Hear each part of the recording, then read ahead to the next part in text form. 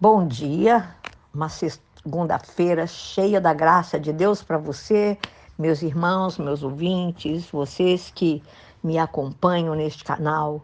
Entrem lá, dê um joinha, ative o sininho para que todas as vezes que tiver uma ministração nova, você seja avisado, amém? Ou avisada. Eu quero dar continuidade nos nossos estudos, falando sobre a origem do homem. Hoje o subtítulo, aliás, é Que Amor. O texto bíblico é João, capítulo 3, versículo 16, que diz assim para nós: Deus amou o mundo de tal maneira que deu o seu Filho unigênito para que todo aquele que nele crê não pereça, mas tenha a vida eterna. Amém. Todos nós sabemos, se você não sabe, fique sabendo, que esse é o versículo mais conhecido de toda a Bíblia. E ao longo desses 2000 anos de história cristã, ele já foi falado, ministrado, utilizado por milhares e milhares de ministros da palavra de Deus na pregação do Evangelho e da palavra de Deus. Amém. A palavra de Deus, pesquisando sobre Martinho Lutero, ele foi um grande estudioso, né, da palavra de Deus no século XXI, 16, aliás, século XVI. E ele era um pregador apaixonado pela palavra de Cristo. Ele chegou até a escrever e dizer que esse versículo é o Evangelho de Deus em miniatura. Dizem que à beira da sua morte, ele proclamou esse versículo 3 vezes antes de partir, né, de adormecer, de dormir no Senhor. Essas poucas palavras usadas pelo apóstolo João, elas foram capazes de expressar todo o sentimento de Deus em relação ao homem. O versículo começa falando de Deus e não usa um argumento sequer para provar a sua existência. Na verdade, a própria criação, todos os dias, né, dá testemunho de que no universo, né, há um Deus glorioso, grandioso. Olha, amados, Deus não somente criou a humanidade, mas também ama essa humanidade, esse homem que foi feito à sua imagem e à sua semelhança e que depois se perdeu. Nós conhecemos a história, né? Mas algumas pessoas, elas dizem que depois de ter Deus criado o mundo, Deus apenas deu corda, como se faz num relógio, né? E o largou na própria sorte. Isso não é verdade. Essa é uma teoria bem humanista, uma teoria que não é válido para nós que cremos na palavra de Deus, né? Pois no universo há um Deus. Nós podemos ver Deus na natureza. Esse Deus que está ativo, que se move e que está muito interessado no homem que ele criou. Deus tem um profundo sentimento de amor, irmãos, por nossas vidas, pelo homem. E ele o quer para si.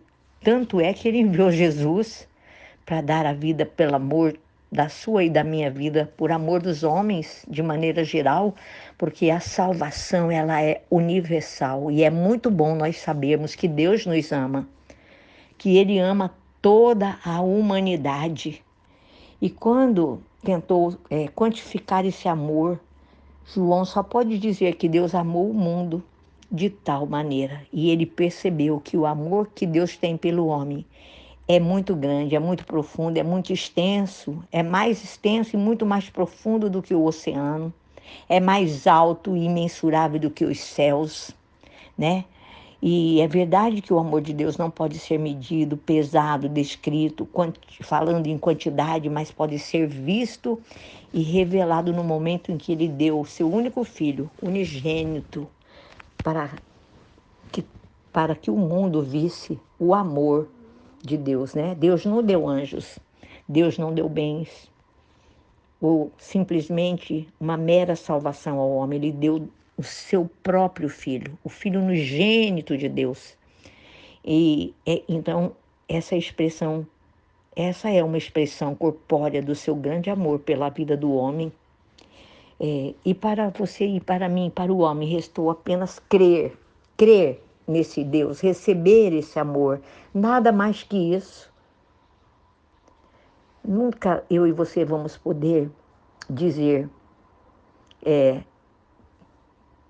de um homem que está perecendo que não se pode exigir muita coisa. Foi por isso que Deus, ele agiu com misericórdia, com graça, com amor, para com aquele cujo destino seria caminhar a passos largos para o lago de fogo e de enxofre. Deus não deseja que o homem pereça, mas que tenha vida eterna. O lago de fogo e enxofre não foi feito para o homem. E a humanidade inteira está, na grande maioria, trilhando um caminho para a perdição, da condenação, sem que ninguém possa fazer nada para livrá-los disso. A situação assim, do homem, generalizando, é tão crítica que Deus, ao olhar lá dos céus, a Bíblia diz que ele não viu um justo sequer. Então, ele não teve e não viu outra alternativa de que não ser enviar o seu próprio Filho, Jesus Cristo, a fim de resgatar esse homem que havia se perdido. E nós não podemos ignorar isso, irmãos, porque foi, um fato muito especial do universo. Deus nos deu seu Filho Jesus Cristo, que foi submetido à morte de cruz para que nós, homens e mulheres pecadores, pudéssemos ser salvos e receber a vida eterna, conforme está escrito em Romanos capítulo 5, verso 8 e 9, que diz assim: olha, Deus prova o seu próprio amor para conosco, pelo fato de ter Cristo morrido por nós, sendo nós ainda pecadores, logo, muito mais agora, sendo justificados pelo seu sangue, seremos por ele salvos da ira. E eu quero convidar você para fazer uma oração de gratidão a Deus por ter manifestado esse grande amor por você, por mim, por nós, homens e mulheres pecadores. Ore assim comigo: Senhor Jesus, Senhor Deus Todo-Poderoso, Criador dos céus e da terra, muito obrigado por teu grande amor. Ai, peço que tu me leves a crer em ti. Eu quero provar o teu amor. Eu quero receber a vida eterna e viver eternamente contigo na glória, nos céus. E eu quero levar a outros que estão ao meu redor, levar a outros este evangelho da salvação.